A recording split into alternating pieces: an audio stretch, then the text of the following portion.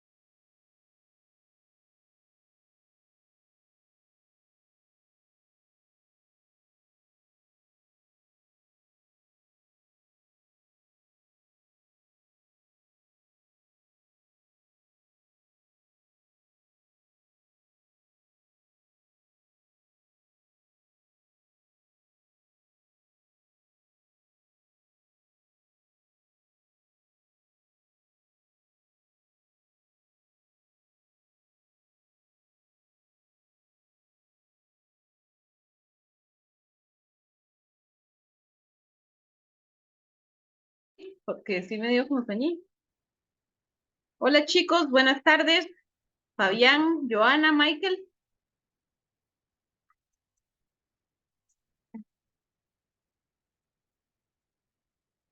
Ya vamos a empezar, ahora sí. Ujú,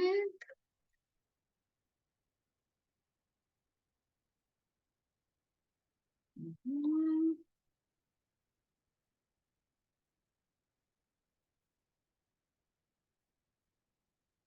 Ok, ya solo me falta una cosita más.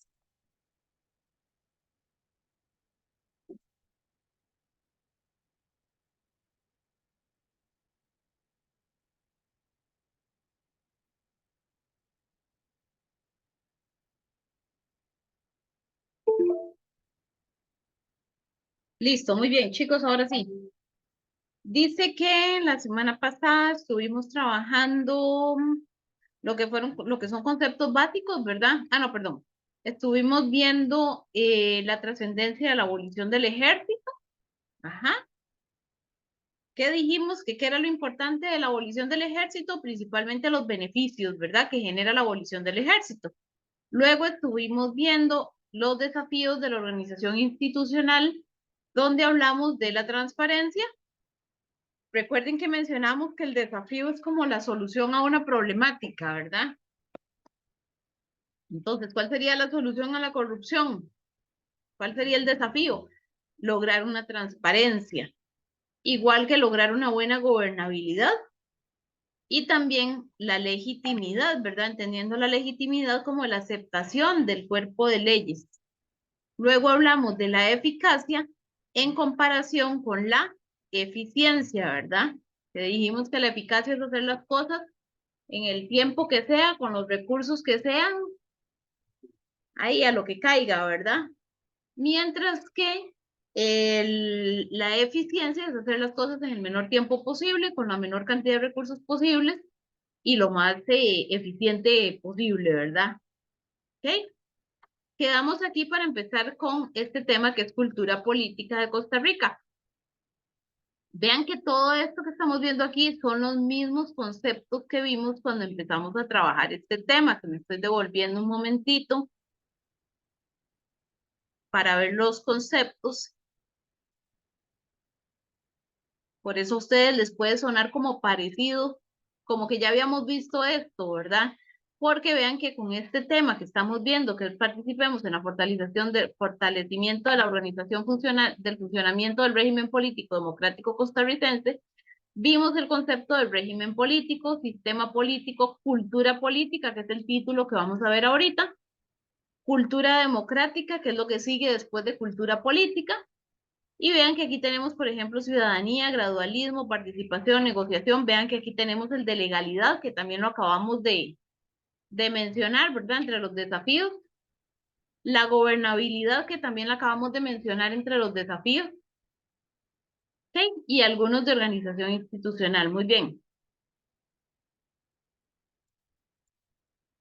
Entonces, tenemos por aquí cultura política de Costa Rica, que como lo vimos en concepto básico, es el conjunto de orientaciones, el comportamiento, las conductas y las acciones hacia las instituciones, los procesos y los productos fundamentales del sistema político.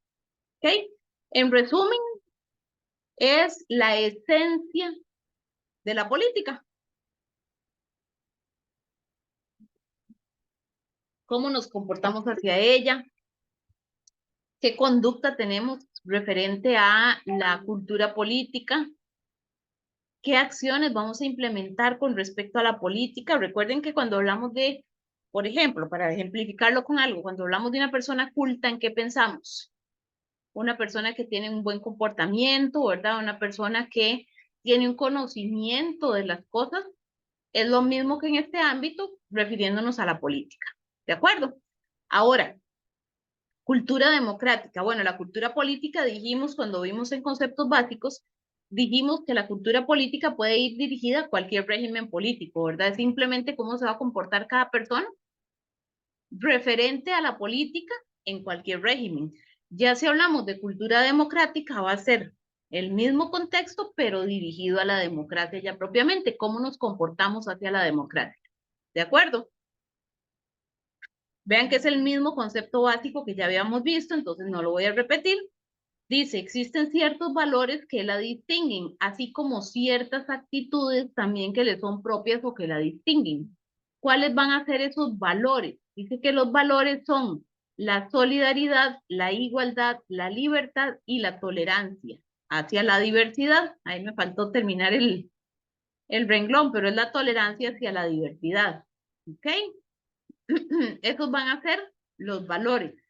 Y con respecto a las actitudes, nos referimos a la participación,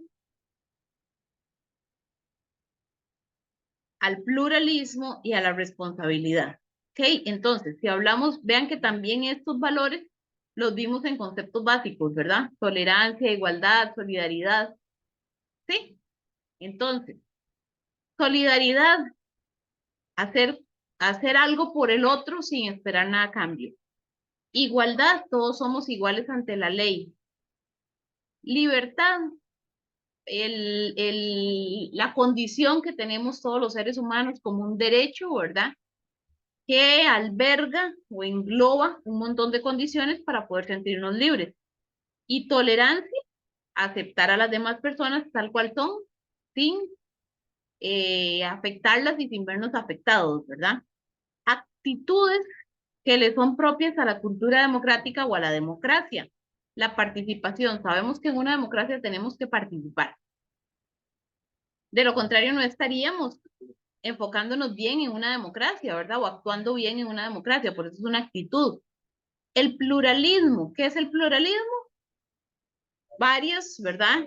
Llámese comportamientos, conductas, formas de participar, acciones, ¿ok? Refiriéndonos a diversidad de prácticas y opiniones, por decirlo de esa forma. Y la responsabilidad, que yo creo que todos sabemos que es responsabilidad, ¿verdad? Muy bien. Estos valores y actitudes básicas se encuentran conectados entre sí, conformando una estructura de interrelaciones que vincula esos valores, actitudes y creencias en un todo más o menos coherente que no es estático. Entonces, tenemos que saber qué son valores y actitudes que distinguen la cultura democrática. Si ustedes quieren hacer esto un poquitillo más sencillo, pueden hacerse cultura democrática, mapilla conceptual, y le van a poner valores, le pueden poner actitudes, ¿ok? Y le van a poner aquí la participación, el pluralismo y la responsabilidad, y por aquí le van a poner la solidaridad, la igualdad, la libertad y la tolerancia. Si ustedes se hacen una serie de fichitas así, con solo eso, van a ver qué fácil se les va a hacer el examen. Ahora, recuerden chicos, muy importante, que todo eso lo tenemos aquí en el temario también. Véanlo. Cultura política, cultura democrática, aquí están los valores, ¿ok? Y aquí tenemos los desafíos de la organización, la transparencia, la gobernabilidad, donde vimos la legitimidad, la eficacia y la eficiencia, transparencia, acciones contra la corrupción, ¿ok? Por aquí lo que son los valores, las actitudes no nos sale por aquí, pero tenemos lo que son los valores y vean que aquí ya entramos con lo que es la comunicación política, que es el tema que sigue. ¿Ok? Entonces vean que por ahí también lo pueden sacar.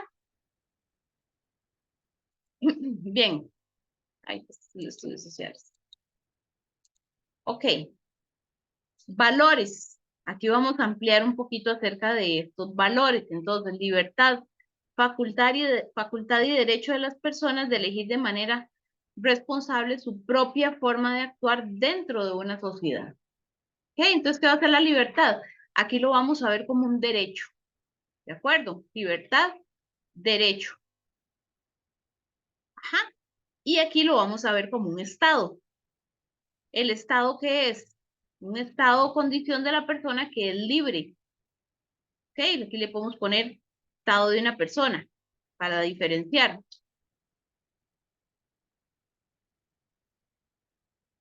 Ajá, estado de una persona. Entonces, estado o condición de una persona que es libre, que no está en la cárcel ni sometida a la voluntad de otro, ni está por una obligación, deber, disciplina, etcétera. ¿Yo le puedo ceder mi libertad a alguien? No, de ninguna manera, ¿verdad? Recuerden que los derechos, que esos son derechos humanos, son inherentes. O sea, son míos, no puedo dárselos a nadie, ni nadie me los puede quitar, y nadie me los dio. Los obtuve desde el momento en el que mi papá y mi mamá, sí, no, desde antes, desde el momento en el de la gestación, cuando llegó la semillita, cuando llegó la semillita, exactamente, desde el momento de la fecundación, desde ese momento ya uno tiene derechos. ¿Por qué no se puede abortar? Porque está el derecho de la vida, ¿verdad? Que es inviolable. ¿Ah? ¿En serio? Sí, es que son políticas progresistas, ¿verdad? Que tienen mucha traba, digamos, por el tema de principios, de valores, el tema de la religión también, que se atraviesa totalmente el tema del aborto, pero de ahí, pues, tiene que ir avanzando, ¿verdad? El asunto tiene que ir avanzando, y el tema ahí es, pues, puña, es que son muchas situaciones por las que se puede dar un aborto, ¿verdad? Entonces es un tema muy complejo, pero si pensamos, por ejemplo, en el aborto terapéutico, que es donde una mujer está, o sea, su vida está en riesgo, pero digamos que para que se aplique un aborto terapéutico es porque ya casi casi que está comprobado que la mujer va a morir por tener ese niño. Entonces, y el derecho a la vida de la mujer, es que está el derecho a la vida del niño, de la criatura, ¿verdad? Que está concebida, pero está el derecho a la vida de la madre también. Y más si tiene más hijos y todo, o sea, es complicado, ¿verdad? Bien, igualdad política, chicos, recuerden que cuando hablamos de igualdad política tenemos que tener muy claro que se refiere a que todos somos iguales ante la ley. Recuerden que tenemos los mismos derechos, los mismos deberes, que nos van a juzgar con la misma vara.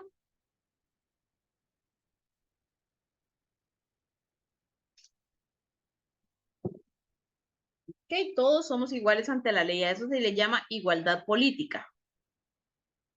Solidaridad, ya lo mencionamos también. Se refiere, vamos a ver. Ajá. Adhesión o apoyo incondicional a causas o intereses ajenos, especialmente en situaciones comprometidas o difíciles. Se refiere al sentimiento de unidad basado en las metas o intereses comunes, en un término que refiere sin recibir nada a cambio con la aplicación de lo que se considera bueno. ¿Okay? Dar sin esperar nada a cambio, eso es la solidaridad. La equidad dice que es la cualidad que consiste en dar a cada uno lo que merece en función de sus méritos o condiciones. Le podemos poner aquí equidad de equitativo para que quede más clarito de dónde viene esa palabra. Y le podemos poner aquí igual lo que es justo. Recuerden que el concepto de equidad se refiere a dar a cada quien lo que se merece, ¿verdad? No porque sea bonito, no, sino que porque las condiciones para ciertas personas o para ciertas poblaciones son más difíciles que las que tiene uno.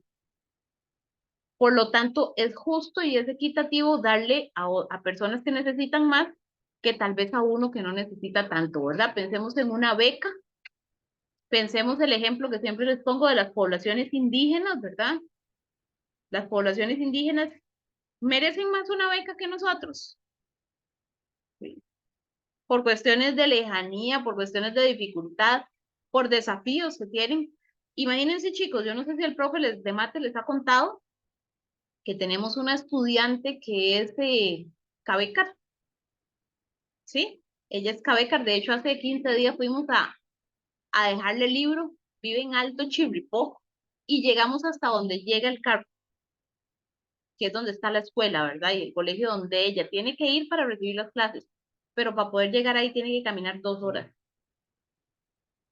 Desde la casa, por medio de la montaña, y ella va a empezar las clases a las 6:30 de la noche. Termina a las 9:30 y a las 9:30 emprende su viaje por dentro de las montañas, 2 horas hasta llegar a su casa. Y lleva las 6 materias. Por eso nosotros hicimos el sacrificio de ir a dejarle el libro. No, no me lo van a creer. Se gastaron 15,000 pesos de gasolina. Yendo y viniendo, 15,000 pesos. ¿Ah? No, no, esos carros son súper económicos. Pero sí, gastamos 15,000 pesos de gasolina. Hasta hoy pudimos ir a lavar el carro. Hasta hoy tuvimos chance de ir a lavar el carro porque venía terriblemente lleno de barro. Y en una subida era lastre, ¿verdad? O sea, después de cierto momento, ya de como de Turrialba para adentro, ya eso era lastre. Y ya llegando a donde ella era como subido, subido, subido, subido, subido, el lastre, no mentira, llegando era bajada, de vuelta era subida. Y llegó un momento en el que le hice 2 intentos para subir, o sea, me eché para atrás, agarré impulso, subí y nada, me quedaba pegada en cierto punto y yo moviendo el volante para todo lado para que no se me pegara, ¿verdad? Y que subiera. Nada, y le digo al profe de agarrar así, ¿qué hacemos? ¿Qué? Como es ¿cómo se llama eso? Tracción trasera es, creo. Me toca subir un reversa. Ah, sí, yo, no, yo como soy medio aguerrida, vieron ustedes. Pero no, me dice, no, hágale un intento más, y ya le di un intento más, y de verdad ya subió. Pero vieran qué cosa más terrible, y de ahí la inequidad, ¿verdad? O sea, todos estamos en igualdad de condiciones ante la ley. ¿Por qué? Pues todos tenemos derecho a la educación. Tal vez ella no aprovechó la educación primaria y secundaria, ¿verdad? Que le ofrecía el MEP en su momento, a su edad, pero de ahí, este programa precisamente es dirigido a personas que están en esas mismas condiciones. Lo que pasa es que para ellos es todavía muchísimo más difícil, ¿verdad? Entonces, ¿qué sería la idea? Como meterles el empujón a ellos para que la cosa sea lo más equitativo posible. ¿Ven? Eso es la equidad. Bien. La tolerancia, dijimos que la tolerancia es te acepto y me aceptas, no me meto con vos, no te metes conmigo, punto. ¿Ok? Actitud de la persona que respeta las opiniones, ideas o actitudes de las demás personas, aunque no coincidan con las propias. ¿Ok? No comparto, digamos, tu cultura, tu religión, tus costumbres, pero no por eso tengo que hacerte daño, ¿verdad? No por eso tengo que atacarte, ¿de acuerdo? Respeto va un poquito más allá de la tolerancia. Dice que es la consideración acompañada de cierta sumisión con que se trata una persona o una cosa por alguna cualidad, situación o circunstancia que las determina y que lleva a acatar lo que dice o establecerse o a no causarle ofensa o perjuicio. ¿Ok? Entonces el respeto es preocuparme por esa otra persona. Tiene otra religión, tiene otra cultura, tiene otras actitudes, otras tradiciones y está en nuestro país, me preocupo por esa persona, eso es respeto. A veces pensamos o nos enseñan que el respeto es decir buenos días, buenas noches. Exactamente, pero sí, es parte del respeto, ¿verdad? Buenos días, buenas noches es parte del respeto. Pero como bien lo dice el compañero Luis, tratar bien a las personas también es respeto. Preocuparnos por esa persona también es respeto. Paz, chicos, la paz es una condición y un derecho. ¿Ok? Le vamos a poner aquí condición y derecho.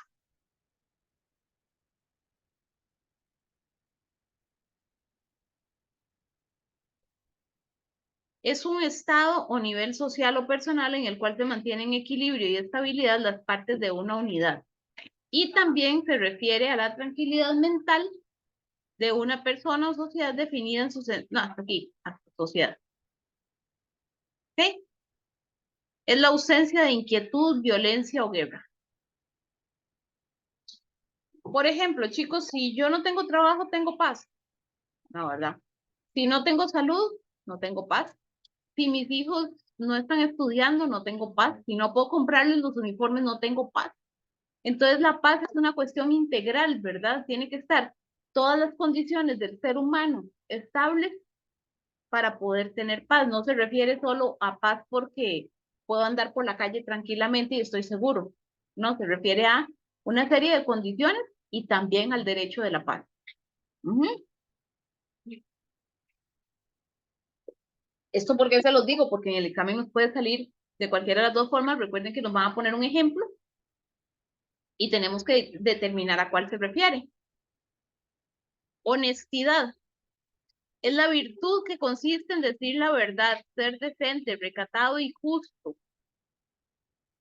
Es una cualidad humana que consiste en estar de acuerdo, en actuar de acuerdo cómo se piensa y cómo se siente. ¿Ok? Yo creo que todos entendemos bien qué es honestidad, ¿verdad? Muy bien. ¿Estamos claros hasta ahí? ¿Queda o no queda? Vaya, fíjese, porque estaba ajustado, es que no tenían polvo y yo hay que merecer al chino. Vaya, vaya. Comunicación política. Vean que también es otro concepto que vimos entre los conceptos básicos. ¿A qué nos referimos con comunicación política? ¿Cómo?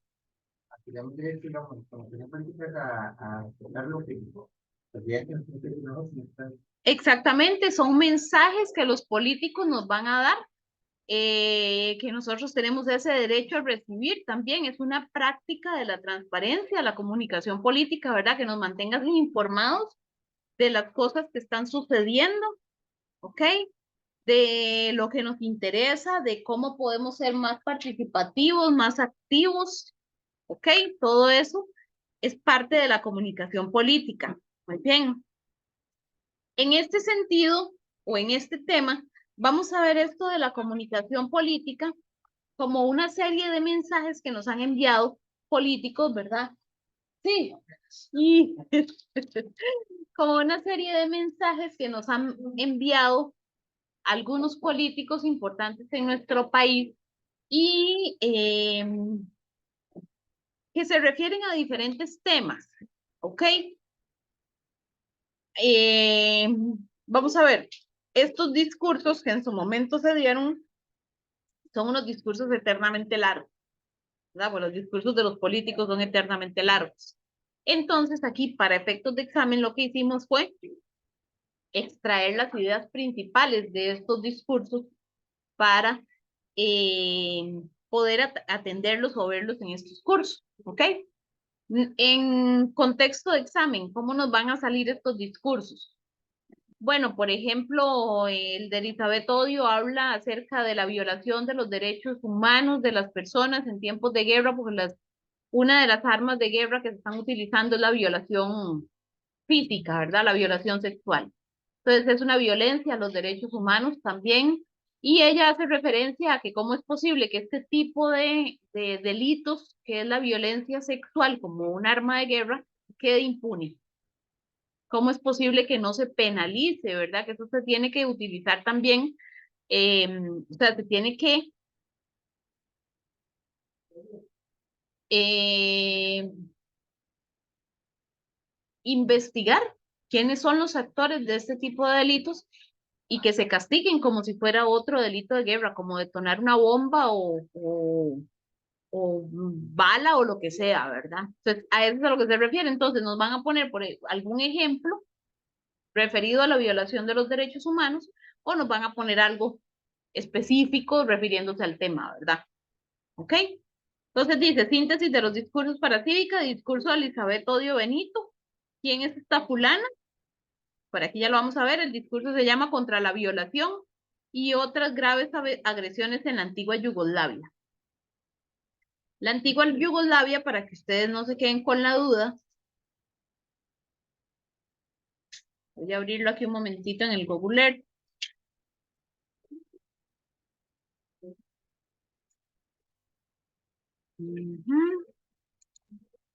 Es esta región que tenemos por acá, en Europa, ¿verdad?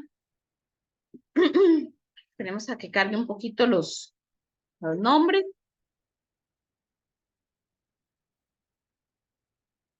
Ajá. Esta región por acá que tenemos de este lado, donde en algún momento, bueno, esta región se conoce como los Balcanes, empezando por ahí, en Europa. Ha sido perseguida por todos los políticos a lo largo de la historia. Fue un detonante el detonante de la Primera Guerra Mundial, ¿ok? Y después de que se desintegra la Unión Soviética, se empiezan a dar una serie de independencias en estas regiones, producto después también de la Segunda Guerra Mundial. eh, Estos países quedan todos bajo el dominio de un líder que se llamaba el Mariscal Tito, que era un dictador que tenía toda esta región y es lo que se le llamaba así, ¿cómo dice el folleto? Checoslovaquia, no, Yugoslavia, ¿ok? Todo esto es lo que se le llamaba Yugoslavia, ¿de acuerdo? Entonces, ¿qué es lo que sucede aquí? El mariscal Tito muere y después de que el mariscal Tito muere, se arma todo un zafarrancho, ¿verdad? Porque se empiezan a dar todas las independencias y demás. Las guerras croatas, las guerras eslovenas, la guerra de húngara, todo esto. Entonces, ¿y por qué se dan todas esas guerras? ¿Por qué la independencia se da a través de esas guerras? ¿Por qué? Porque ese líder dictador agarró todo y lo metió como si fuera un solo pedazo de tierra, ¿verdad? Un solo paquete. Y a mí qué me importa si usted tiene una religión, si usted tiene otra religión, si usted tiene una tradición, si usted tiene otra tradición. Nada más les tocó adecuarse a lo que el líder dijera. Ok, muy bien, pero viene la independencia y entonces empiezan los conflictos. ¿De dónde a dónde es mío? Este pedazo es de nosotros, pero la mayoría de la población que vive es del vecino. Entonces nos matamos por ese pedazo. Perdón. Y estas guerras son consideradas como los conflictos más violentos y sangrientos que se han dado después de la Segunda Guerra Mundial. ¿Ok? Entonces, ¿cuál fue el arma de guerra? El ejército entraba a invadir un país y todo lo que se encontraban lo violaban.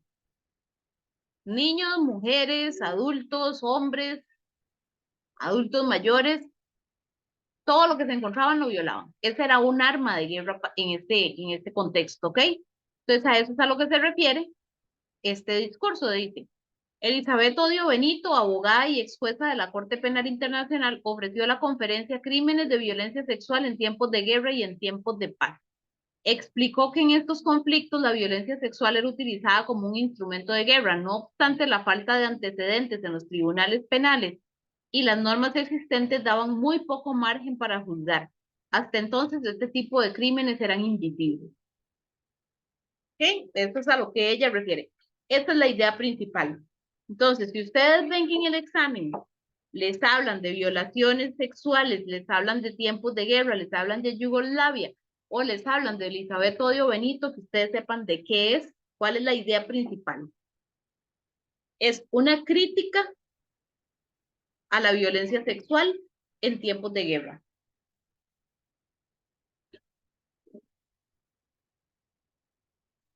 ¿Ok? En la actualidad, Elizabeth Odio asegura que la violencia sexual ha estado presente en todas las sociedades a lo largo de 20 siglos de historia de la humanidad, pero lo más preocupante y ante lo que no cabe indiferencia ni resignación es que en la actualidad el empleo de la violencia sexual contra la población civil sin distinción de sexo o edad se ha generalizado como un arma de guerra. Agregó que este tipo de violencia se ha convertido en una de las señas de identidad más reconocibles de los conflictos armados contemporáneos. Es una realidad igual o más grave para las mujeres. ¿Okay? Entonces, ella se refiere a lo que sucedió en aquel momento, pero lo relaciona también con lo que sucede en la actualidad, ¿verdad? La violencia sexual en la actualidad. Y ahí cabe rescatar, como lo decía anteriormente, vean que ya hace el énfasis, es una realidad igual o más grave para las mujeres, pero no es que los hombres han pasado desapercibidos de este problema, ¿verdad? Sea, ahí en tiempos de guerra da lo mismo, eh, sea hombre, mujer, niño, niña, lo que sea, ¿verdad? Lo que se ponga. Exactamente. Muy bien. El aumento de la violencia sexual es inaudito y ahora no es solo contra las mujeres, sino contra los hombres y ocurre en todas partes del mundo. En su opinión, para combatir la violencia sexual hay que, para la impunidad, exigir responsabilidad de los ejecutores de los actos, de sus comandantes superiores y de los estados donde se perpetran estos crímenes. ¿Ok? Eso es lo que dice Elizabeth Odio Benito y el discurso de ella. Nos vamos al discurso de Manuel Mora Valverde, fundador del partido. ¿De cuál partido? Aquí no nos dice. ¿Quién era Manuel Mora Valverde? ¿Se acuerda alguno? ¿No? Chicos, en la casa, ¿alguno que se acuerde quién era Manuel Mora Valverde?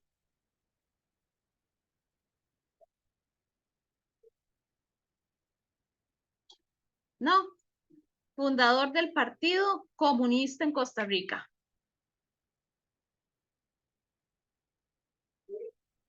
¿Ok? Manuel Mora Valverde fue un comunista. Recuerden que el comunismo no es bien visto para nuestro país, ¿verdad? Empezando por ahí. Es contrario a los Estados Unidos y nosotros recibimos la influencia de Estados Unidos. ¿Ok? Y Manuel Mora Valverde fue un líder, o fue el líder que dirigió la llegada, por decirlo de esa forma, del comunismo a nuestro país. Ajá. ¿A través de qué lo hizo? ¿Qué promueve el comunismo? Prácticas sociales, relacionado a trabajo, relacionado a seguridad, relacionado a salud, ¿verdad?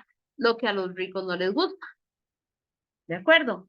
Entonces, Manuel Mora Valverde fue el líder que dirigió la huelga bananera en Costa Rica en 1934, uno de los conflictos más, uno de los movimientos más grandes laborales que han habido en nuestro país, y también se alió a Rafael Ángel Calderón Guardia y a Monseñor Sanabria para crear las reformas sociales de 1940, que las reformas sociales fue la creación de la UCR, la creación de el Código de Trabajo y la creación de la Caja Costarricense del Seguro Social. Todo eso bajo el título Las garantías sociales en la Constitución Política. ¿Ok? ¿Qué hizo Manuel Mora Valverde? Defender a su partido, defender al comunismo. ¿Por qué? Porque Manuel Mora Valverde dijo que le habían hecho fraude, que les habían hecho fraude en las elecciones a Calderón. Entonces dice, Defensa de Vanguardia Popular, que era el nombre del partido, fue en Radio Monumental el jueves 30 de enero de 1958, 3 días antes de las elecciones presidenciales, para contestar los ataques del expresidente Otilio Ulate. Por primera vez en 10 años de silencio se nos permite expresar por un micrófono a mi patria. El señor Ulate ha sembrado muchos odios y una confusión política. No tiene derecho a llamarse democracia quien por cobardía pone un candado en la boca de su adversario. Cuando están en juego las ambiciones de Ulate, él no tiene respeto para nada y para nadie y para nada. Hace lo que sea con tal de ganar. Ya les voy a explicar de qué está hablando. Antes, Calderón Guardia y Picado, junto conmigo, eran abanderados del comunismo en Costa Rica. En cambio, los señores Figueres y Orlich, que actuaban como sus aliados, eran caballeros decentes. De un momento a otro, los señores Calderón y Picado quedan limpios de toda culpa y sustituidos por los señores Figueres y Orlich. Pero ¿cómo? No se preocupen, no es la primera vez que el señor Otilio Ulate convierte demonios en ángeles o viceversa conforme a su conveniencia. Resulta ser que este Otilio Ulate, okay, en 1940 el presidente de la República era Rafael Ángel Calderón, que es el que crea las reformas sociales. Okay. Después de ahí vienen otros presidentes, que ahorita no me acuerdo los nombres, pero resulta ser que para 1946 se dan otras elecciones en las que se enfrenta Calderón con Otilio Ulate. Calderón era recontradorado en el pueblo de Costa Rica, ¿verdad? Pero así recontradorado, a él hasta, bueno, a él y a Figueres, hasta incluso a la profe, mira, viva, bien por dicha, la compuesta ya creo. Sí, ahí está. Ay, Jorge, la carta. No, no sé. Sí. Él es de ella. Ganó, ¿eh? Perdió. No, ya le cantando ya. No, por no te diré eso. Ok, entonces,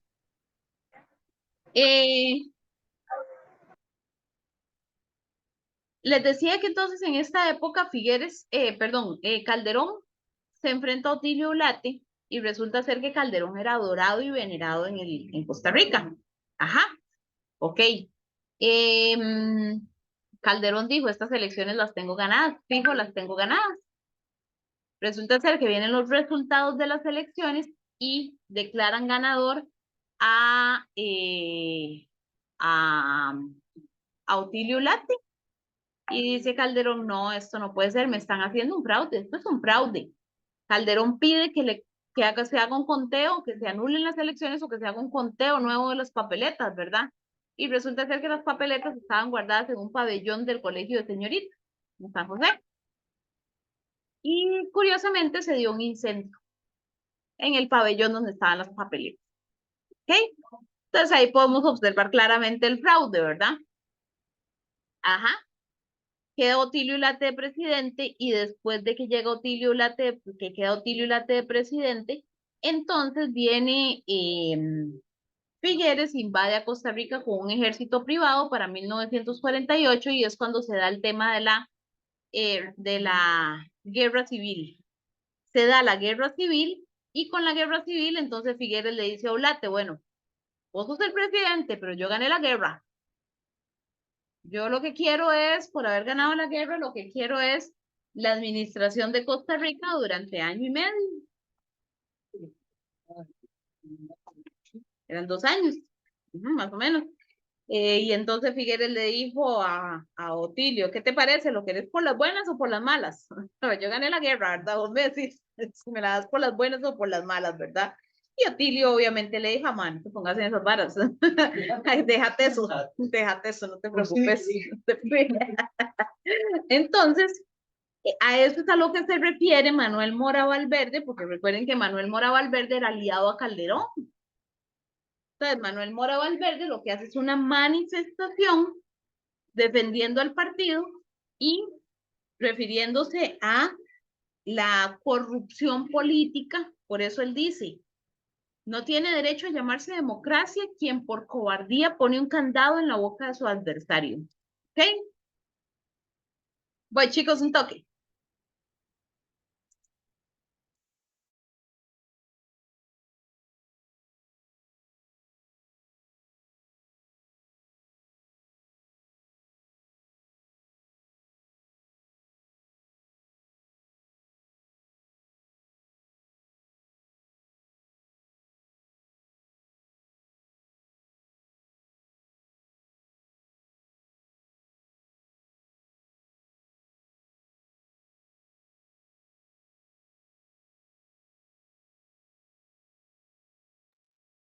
Sí, chicos, entonces a eso es a lo que se refiere. Cuando se habla de democracia, se tiene que tener una libertad de expresión, una transparencia, ¿verdad? Prácticas bajo la legalidad. Y es la manifestación que está haciendo Manuel Mora Valverde, donde él dice, esto no se puede llamar democracia. Aquí hay juego sucio, ¿verdad? Esto no se puede llamar democracia. Entonces, chicos, le hago énfasis a esto porque esto lo he visto. Esta frasecita la he visto en los exámenes cuando nos preguntan acerca del discurso de Manuel Mora Valverde. ¿Ok? Discurso de Óscar Arias Sánchez. ¿Saben quién es ese expresidente? Exactamente, Premio Nobel de la Paz, por aquí lo tenemos. ¿A qué se refiere su discurso entonces? A la paz. Exactamente. Cualquier cosa que ustedes vean en el examen que dice paz, se refiere a Óscar Arias Sánchez, al discurso de Óscar Arias Sánchez, ¿verdad? Entonces nos pueden hablar de la paz como un derecho humano, nos pueden poner ahí algún ejemplo, nos pueden hablar directamente de algún fragmento del discurso, ¿verdad? Para entender que la paz es lo más importante, que es un derecho humano, que debemos de promocionarla, de provocarla, de rescatarla, toda esa cuestión, ¿verdad? Y Óscar Arias Sánchez es muy claro al decir, bueno, ahí lo dice, ya lo voy a leer, la paz no es una cuestión de papelitos, la paz es una cuestión de aplicarla, de hacerla, ¿verdad? De preocuparnos porque se dé. La paz no tiene fronteras. Al recibir el Premio Nobel de la Paz en Oslo, Noruega, la paz no es un asunto de premios ni trofeos, no es producto de una victoria ni de un mandato, no tiene fronteras, no tiene plazos, no es inmutable en la definición de sus logros. La paz no es solo un asunto de palabras nobles y conferencias Nobel.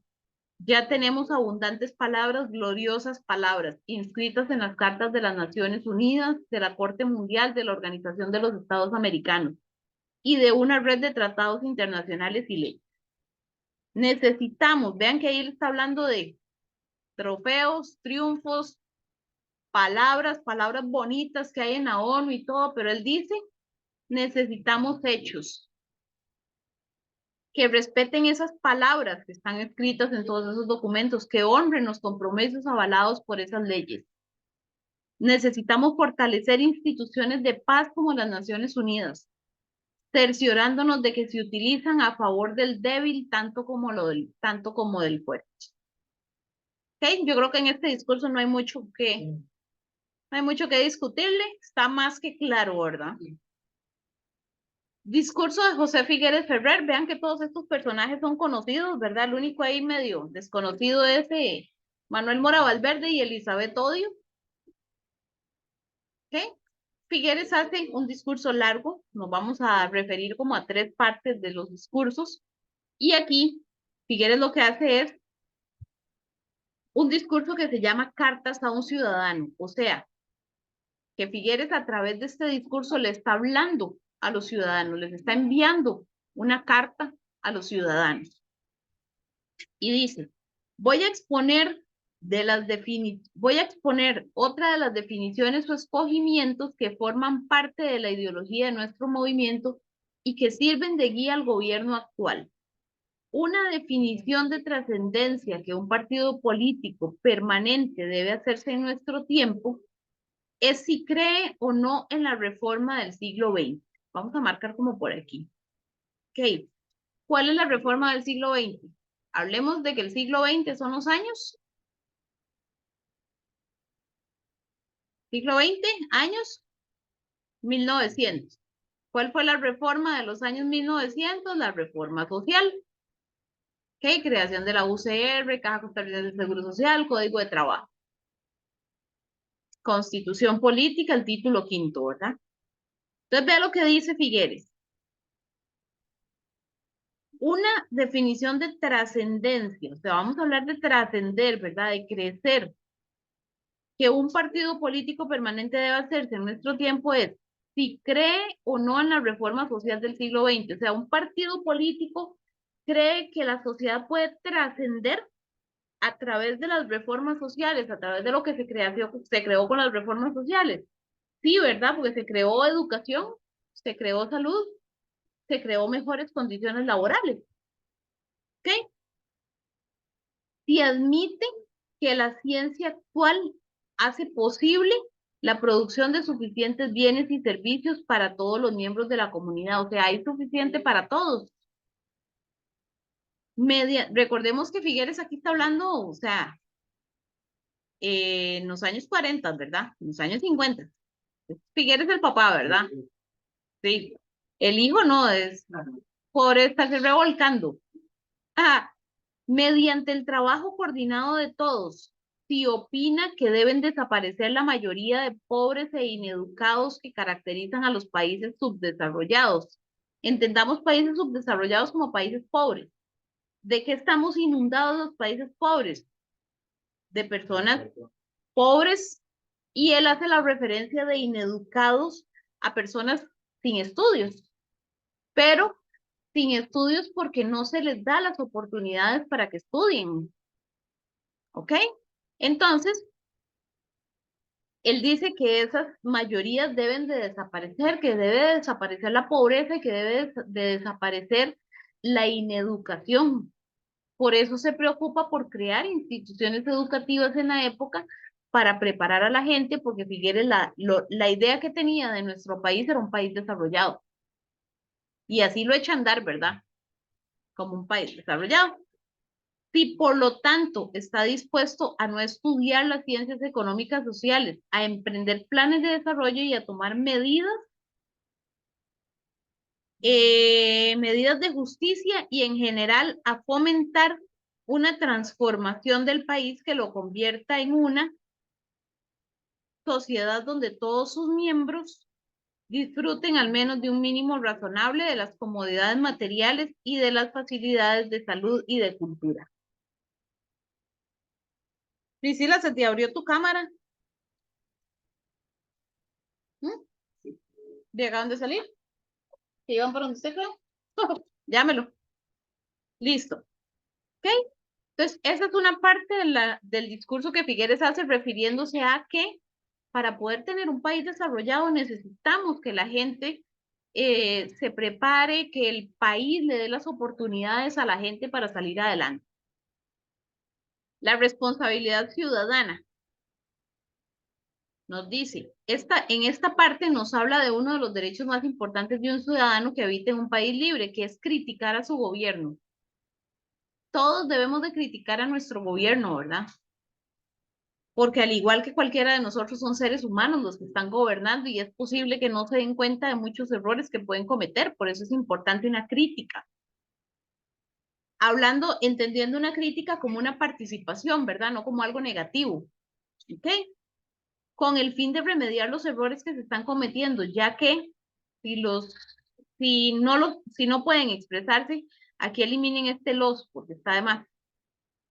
Si no pueden expresarse, el país va a verse comprometido por los defectos de sus gobernantes. Emitir esta opinión es una responsabilidad ciudadana, dice Figueres. Hablen, manifiéstense, exprésense, participen. Es parte de la democracia lo que dice Figueres ahí. Cuando yo leo estos discursos me siento como una política ahí, echando el discurso, ¿verdad?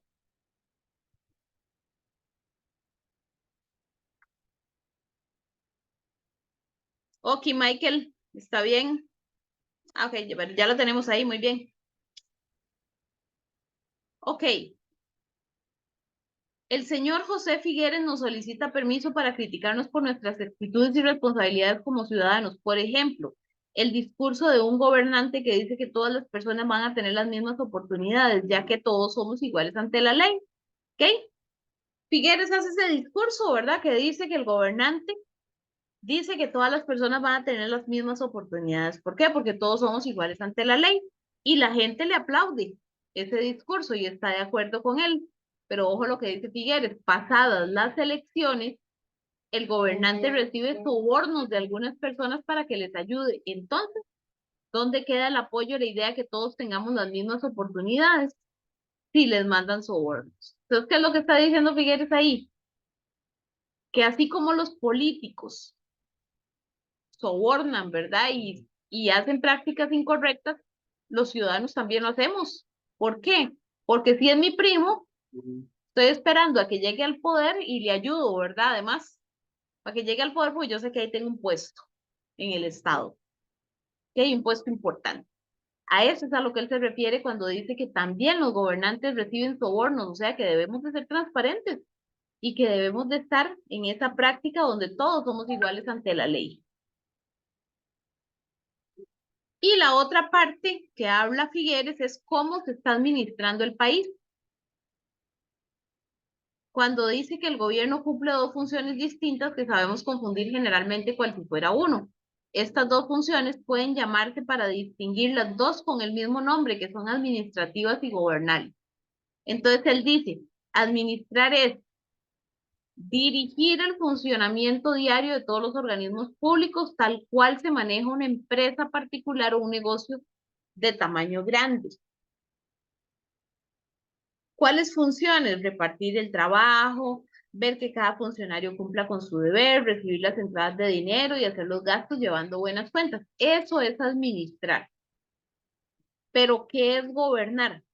Gobernar es encauzar el esfuerzo nacional hacia la formación de una patria mejor, constituida por ciudadanos mejores y que proporcione a sus hijos un ámbito de vida mejor.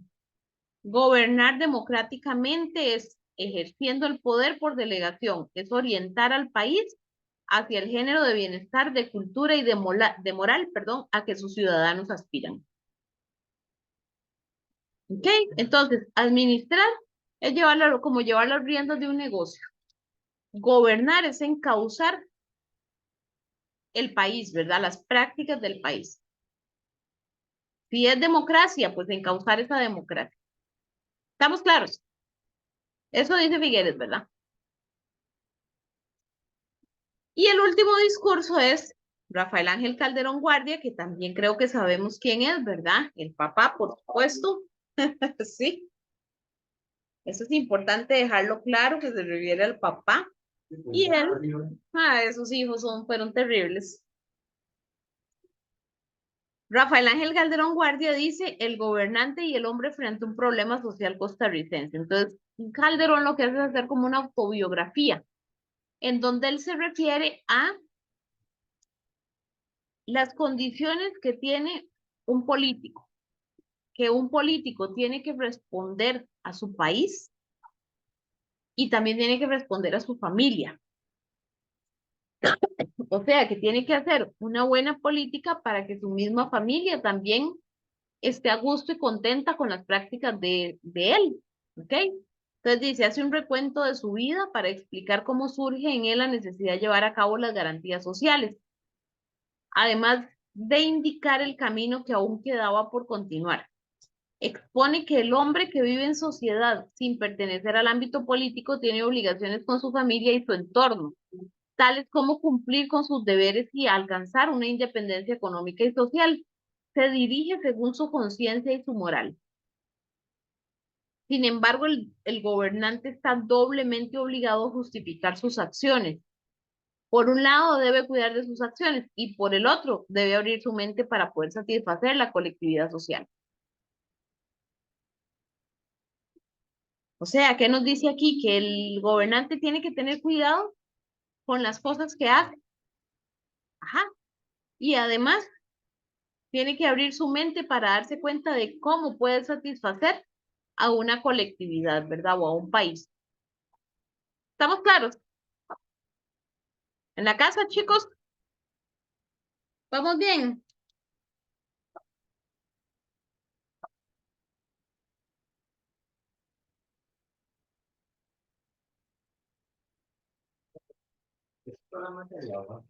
No, falta la segunda parte. Sí, la parte 2. Pero la parte 2 la trabajamos muchísimo más rápido. Ah, tenemos a Junior. Hola, Junior. Sí, ahí nos falta la segunda parte, que es la materia de quinto. Esto es la materia de décimo. Sí. No, pero la otra parte ya es muy rápido de trabajar.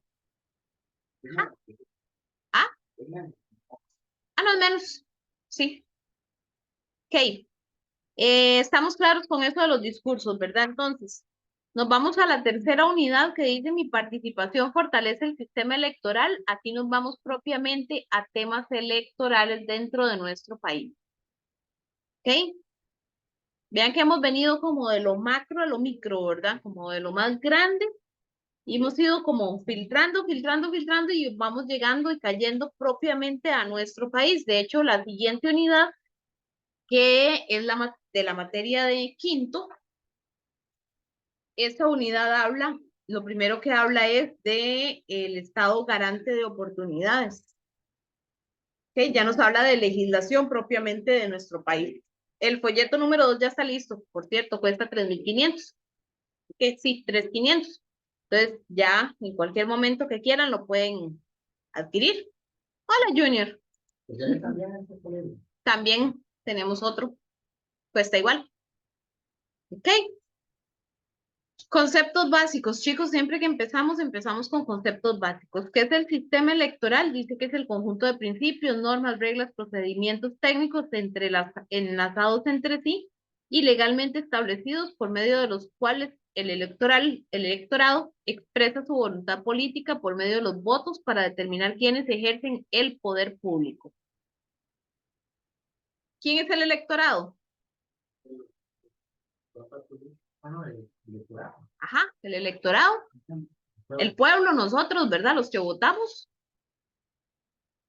Ajá, ¿ok? Entonces, ¿qué es el sistema electoral? Todo en general, ¿verdad? Todo completo. Nosotros, los políticos, los partidos políticos, las prácticas que se realizan, absolutamente todo es el sistema electoral. ¿Qué es el código electoral? El conjunto de normas legales que regulan las elecciones de un determinado país. En este caso, entonces, ¿quién sería el encargado de aplicar el código electoral? Exactamente. El Tribunal Supremo de Elecciones es la institución que se encarga de nuestras prácticas electorales, por lo tanto, es el encargado de interpretar el código electoral, ¿verdad? Así como el PANI tiene su código, que es el de la niñez y la adolescencia, así como está el Código Penal Juvenil también, el Ministerio de Trabajo tiene el Código de Trabajo, es la legislación que va a dirigir las prácticas, el tribunal también tiene su código. Partidos políticos, ¿qué son? Se trata de agrupaciones de ciudadanos y ciudadanas cuyo propósito es incidir en el sistema político. Los partidos políticos buscan el apoyo político mediante la selección de líderes o del ejercicio de presión sobre la agenda política. ¿Ok? Entonces, recordemos que un partido político se va a formar producto de ciudadanos y ciudadanas, ¿verdad? No se puede formar. Recordemos que ciudadanos y ciudadanas somos después de que tenemos 18 años. Antes de los 18 somos habitantes. ¿Ok? Entonces, el partido político es una asociación que tiene que ser legal. ¿Ok? Que se hace de ciudadanas y ciudadanos. ¿Para qué? Para incidir, o sea, para tener importancia o peso o hacer cambios en lo político de un país. ¿Ok? ¿Cómo llega un partido político al poder? A través de los votos. ¿Cómo se obtienen los votos? A través de la propaganda, ¿verdad? ¿De acuerdo? Campaña electoral es el conjunto de actividades organizativas y comunicativas realizadas por los candidatos y partidos políticos con el propósito de captar votos. ¿Okay? Entonces, todas aquellas prácticas, camisetas, banderas, redes sociales, afiches, vallas, anuncios. Elección, dice que es el proceso de toma de decisiones utilizado en las democracias modernas, mediante el cual las personas ciudadanas seleccionan a sus candidatos o candidatas o partidos políticos preferidos para que actúen como sus representantes en el gobierno. O sea, la elección es el partido político que el pueblo va a definir para que esté al frente del gobierno. ¿Ok?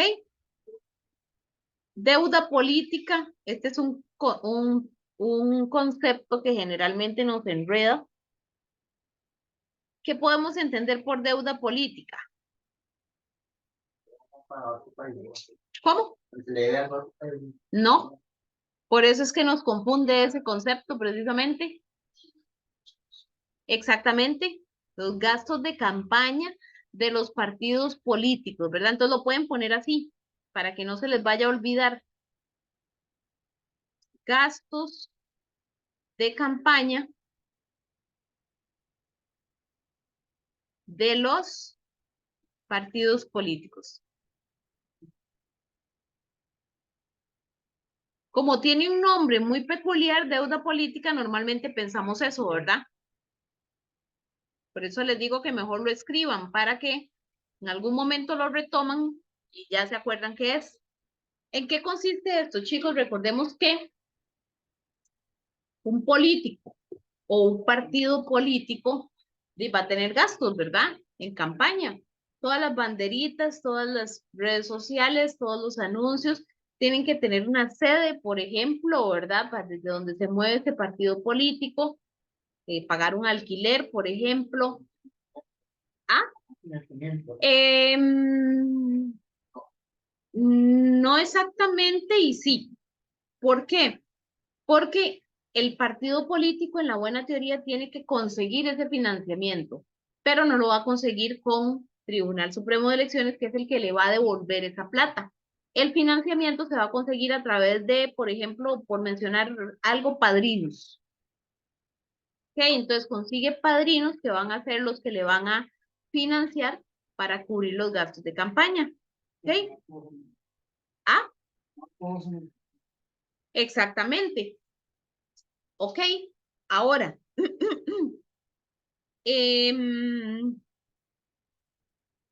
ahí es donde viene muchas veces el vínculo, por ejemplo, con los fraudes electorales, como es el narco, que financian campañas políticas a favor a cambio de clientelismo, ¿verdad? Que son favores políticos. Ok, entonces, también viene fraude en facturas. Por ejemplo, qué sé yo, compré 10 millones de colones en camisetas y le digo al proveedor que me infle la factura 20 millones, vos te ganas 5, yo me gano 5 y 10 que invertimos. Ahí viene fraude, ¿verdad? Pero ya eso está en Tribunal Supremo de Elecciones que lo verifique. Ahora, ¿cuándo se le devuelve ese dinero a los políticos? Después de las elecciones, ¿ok? Después de las elecciones se devuelve ese dinero presentando facturas y todo el estudio que hacen y demás, se devuelve el dinero. Pero como lo decía Jeremy, no a todos los partidos se le devuelven. ¿Qué condiciones tiene que cumplir un partido político para que se le devuelva ese dinero? Tiene que tener mínimo 4% de votos, ¿ok? O sea, que el mínimo de 4% de las personas que votaron por ese partido, entonces se le va a devolver el dinero, o que aquí no está un diputado en Asamblea Legislativa, ¿ok? No obtuvo el 4% de los votos, pero sí obtuvo un diputado en Asamblea Legislativa, entonces sí le van a devolver ese dinero.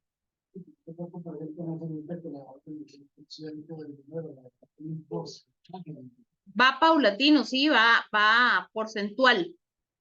Correcto. Ok, entre más votos tenga, más va a ser el porcentaje que se le devuelve y también entre más diputados tenga en Asamblea Legislativa, más importancia va a tener a la hora de crear leyes. ¿De acuerdo? Ahora, ¿de dónde se toma ese dinero? Es este 0.19% del PIB del país, que al final de cuentas es la misma plata de nosotros. ¿Ok? Entonces, esto lo vamos a retomar un poquito más adelante cuando veamos todos estos conceptos ya definidamente. Dice, en Costa Rica se refiere al pago con recursos públicos que reciben los partidos políticos según su caudal electoral para financiar campañas electorales. Estamos claros, chicos, en la casa, ¿qué es la deuda política? Sepan, chicos, que este concepto, quiere lo marcan con un asterisco para que le den importancia, casi siempre salen en los exámenes. Muy bien, Joana, excelente.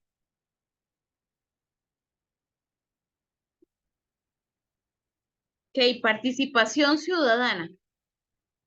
¿Qué es la participación ciudadana? Dice que es sinónimo de participación social y política para incidir en el proceso de toma de decisiones en forma directa o indirecta, que esta indirecta va a ser por medio de los representantes.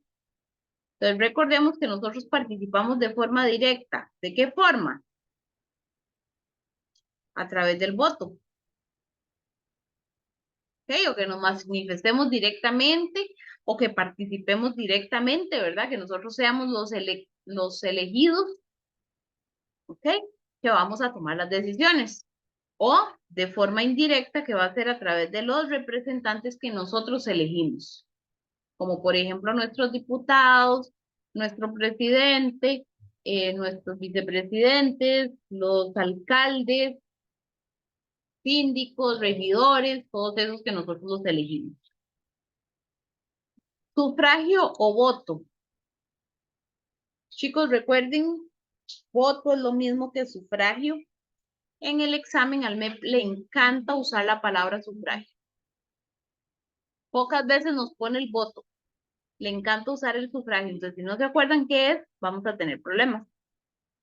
Dice que es una forma de expresión política de la voluntad individual. Es una expresión fundamental de la igualdad ciudadana y su finalidad es lograr la designación de los representantes o la aprobación o rechazo de ciertos actos de gobierno. ¿Por qué aprobación o rechazo de ciertos actos de gobierno? Porque recordemos que, por ejemplo, a través de un referéndum o de un plebiscito, que ya lo habíamos visto, nos podemos manifestar, ¿verdad? A través de un voto.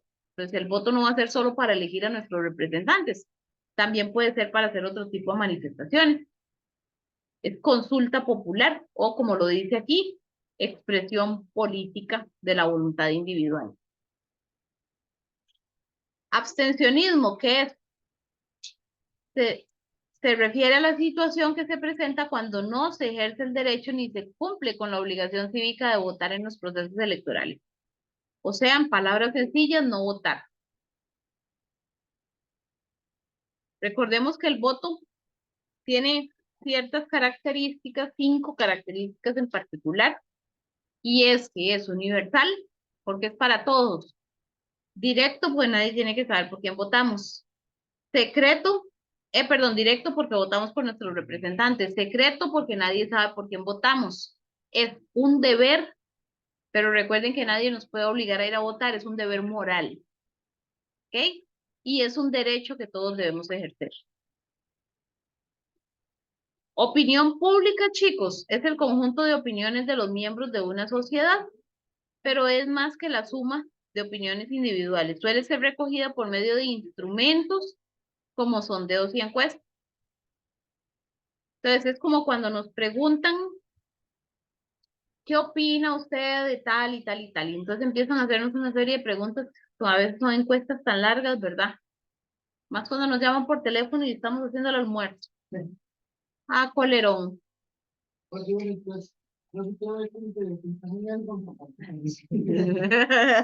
Qué bronca. Ok, además, esta opinión pública o estos sondeos o encuestas también a veces son muy manipuladas, ¿verdad? Porque generalmente, ¿quién las hace? Los mismos partidos políticos. ¿Para qué? Para usarlo como una herramienta para amedrentar a los otros partidos políticos o al mismo pueblo también. Ay, mira, pero es que tal partido político tiene más cantidad de votos y fue el mismo partido que hizo la encuesta, ¿verdad? Entonces, si uno había pensado en otro partido político, entonces uno empieza a pensar y uno dice, pues, ¿será que es mejor ese? A echar una leidita y empieza ya uno a durar, vea la manipulación, ¿verdad? A través de estas herramientas. Propaganda, conjunto articulado de mensajes dirigidos a dar a conocer algo con el fin de influir sobre la opinión, sobre su opinión y conducta. ¿Qué propaganda? Pueden ser eh, calcomanías, que es como lo más pequeño, banderas, eh, ah, sí, también todos estos elementos, ¿verdad? Pero también redes sociales, mensajes a través de redes sociales, medios de comunicación, ¿ok? Publicidad, publicidad engañosa, correcto, ¿ok? Plazas públicas, esto sí es muy importante, las plazas públicas, que es cuando cada partido político tiene definida una fecha para realizar su plaza pública, que es lo mismo que una congregación de todos los seguidores de ese partido, ¿verdad? Cuando en Costa Rica se vivía el bipartidismo, que fue entre los 50 y los 80, eran dos plazas públicas, que era la de la Unidad Social Cristiana y la de Liberación. Y era todo aquel Paseo Colón, desde la Sabana, desde la Estatua León Cortés, toda Avenida Segunda, incluso lleno de banderas de liberación o lleno de banderas de la unidad, ¿verdad? Cuando era el bipartidismo. Ideología, esto ya lo habíamos visto, ¿verdad? Recuerden que es la base de cada partido político, es el conjunto de ideas y valores concernientes al orden político, económico y social que guía los comportamientos políticos colectivos. Y no me voy a referir más a eso porque ya lo habíamos visto. Pluralismo se refiere al reconocimiento y promoción de expresión, organización y difusión de intereses y opiniones diferentes. ¿Dónde veíamos la mayor manifestación del pluralismo? En Asamblea Legislativa, ¿verdad? Un poco de mentes pensando de forma diferente y tratando de ponerse de acuerdo. Y además rescatando sus intereses directos, por no decir personales. Programa de gobierno es un plan de trabajo. Punto, ahí no hay nada más que decirle. ¿Qué es el programa de gobierno?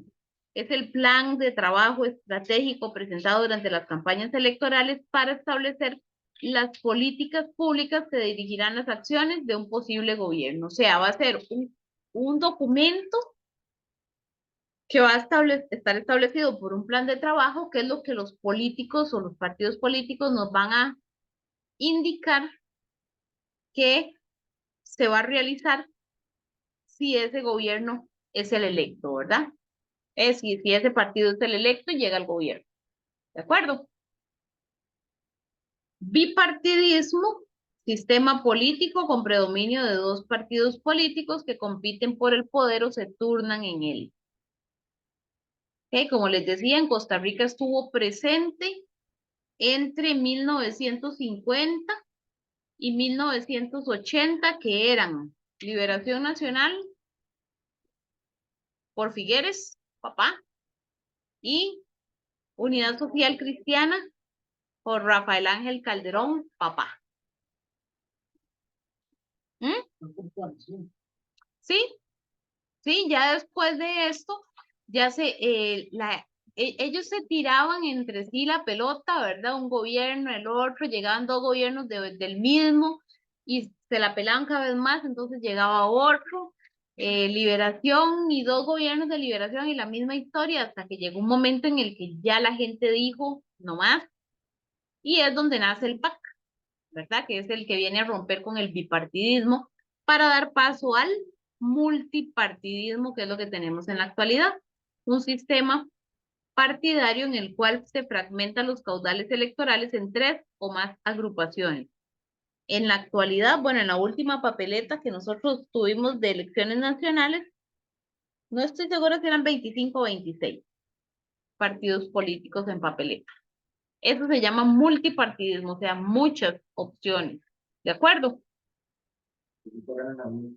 ¿Ah? Siempre ganan las mismas. Sí. Bueno, en estas elecciones fue muy épico, ¿verdad? Porque Rodrigo Chávez no era como tan. Eso sí, tenía Pilar Cisneros, ¿verdad? Que es muy mediática también. Ok, pero no era tan conocido y además a codearse con Figueres, les cuento que estaba seria la cosa, ¿verdad? Porque. Ajá. Así. Sí, el tipo quedó por publicidad, básicamente, ¿verdad? Y por la mediatez de Pilar Cisneros, ¿verdad? Que todo el mundo la conocía. Ajá. Sí, exactamente. Entonces, porque sí, no podemos dejar de reconocer que Figueres también tiene su poder, ¿verdad? Y para que se trajera abajo Figueres es porque o el pueblo estaba demasiado desencantado, que esa es una razón.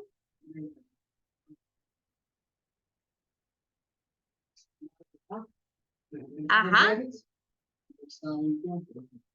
exactamente, sí, y ya la gente está tan desencantada, ¿verdad? De esos partidos políticos predominantes que votan por el primer pato que se aparezca. Ay. No sea lo correcto, votan por la. Exactamente.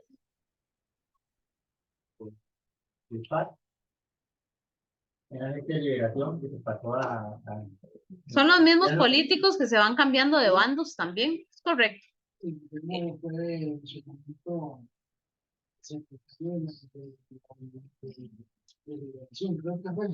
No me acuerdo la verdad, pero sí, sí, sí, era Carlos Alvarado. Fue asesor de. Sí, ahí se van pasando al bando que más les conviene, ¿verdad? También. ¿Ok? Chicos, ¿qué más vamos a ver? Bueno, ya por hoy no, ¿verdad? Pues ya por hoy hasta aquí lo dejamos. Vamos a ver el sistema electoral de Costa Rica, la importancia, vamos a ver qué es el Tribunal Supremo de Elecciones, sus funciones, que es muy importante y nos lo preguntan en el examen, el registro civil, los mecanismos electorales y aquí vamos a empezar a trabajar un poquitillo a profundidad lo que son los conceptos básicos que ya vimos.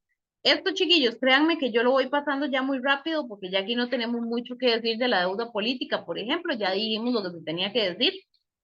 Y por aquí las ideologías políticas de los partidos políticos de Costa Rica, que recuerden que al principio vimos ideologías políticas, pero como en general, ¿verdad? A nivel mundial. Hablamos del fascismo, hablamos de la anarquía, ¿ok? Ahora vamos a hablar de las ideologías, pero ya de los partidos propiamente costarricenses, ¿ok?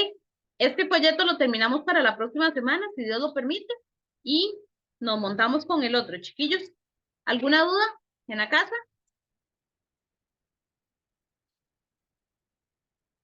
Chicos, ¿está todo claro? Muy bien, Michael. Bueno, muy bien, Joana. Listo. Nos vemos en sociales, los que siguen conmigo a las 7:10 y los que no, que pasen muy buenas noches. Bye.